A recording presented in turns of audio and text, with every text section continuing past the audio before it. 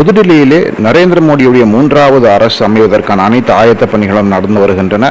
ஞாயிற்றுக்கிழமை மாலை 6 மணிக்கு நரேந்திர மோடி பதவியேற்பார் என்று இருக்கும் சூழ்நிலையிலே தேசிய ஜனநாயக கூட்டணிக்கு புதியதாக ஒரு ஆதரவு கிடைக்கக்கூடும் என்ற வதந்திகள் உலா வந்த வண்ணம் உள்ளன.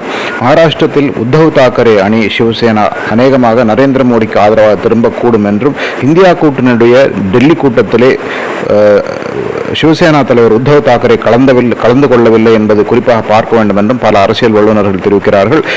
பாராளுமன்ற தேர்தலில் உத்தவ் தாக்கரேயுடைய சிவசேனா அணிக்கு 7 பாராளுமன்ற உறுப்பினர்கள் இருக்கிறார்கள்.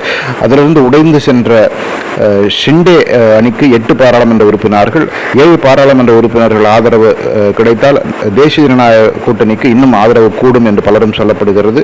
பொறுத்திருந்து பார்க்க வேண்டும் கூட்டணி காட்சிகள் எப்படி மாறுகின்றன. என்ன ஆனாலும் தேசிய ஜனநாயக கூட்டணி மேலும் வலுச்சேரும் என்பது பலருடைய கருத்தாக இருக்கிறது.